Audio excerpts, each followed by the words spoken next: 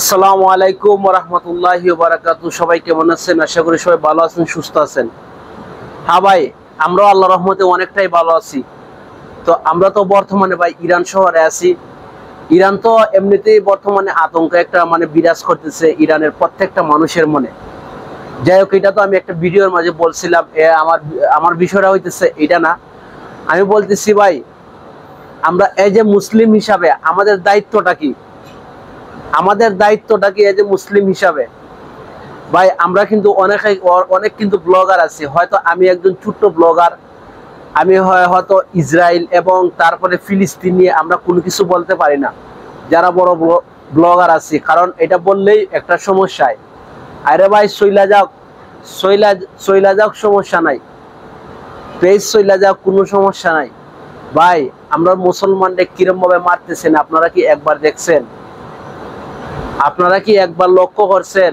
কেউ কি দেখছেন যে মুসলমানরা একবার মায়ের শেষ করে লাইলো? এটার প্রতিবাদ কেউ কোনো কিছু করতেছে না, কেউ কোনো কিছু করতেছে না। মুসলমানের মনে কি একবার লাড়া দেয় না যে ইউরোপ তারপরে আমেরিকা যারা তারা আছে, তারা কিন্তু একজন একজনের সাথে বাধা। আর আমরা মুসলমান কি করি? আল্লাহ রাসূলের হাদিসের দিকে, তারপরে কোরআনের দিকে আমরা চাই না।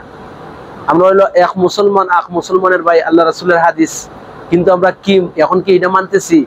কোনো কিছুই মানি না। আমরা কিন্তু প্রত্যেকের যে স্বার্থ দেখতেছি। কোথায় আমাদের মুসলিম কান্ট্রি দেশগুলা? আমাদের মুসলিম কান্ট্রির দেশগুলা কোথায়?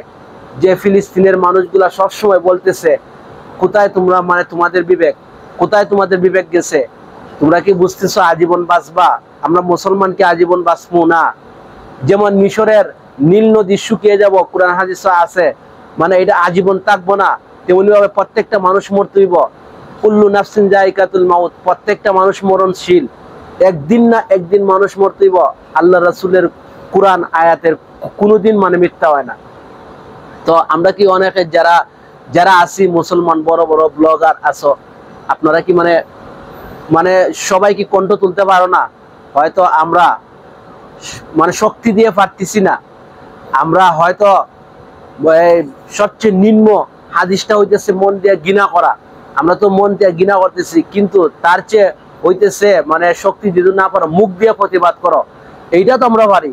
পেজ চইলা যায় না যায়, সমস্যা নাই, চইলা যাও, কোনো সমস্যা নাই। কিন্তু আমরা মুসলমানের দায়িত্ব কিটা? মুসলমানের দায়িত্ব কিটা? কি করতেছে সংযুক্ত আরব আমিরাত?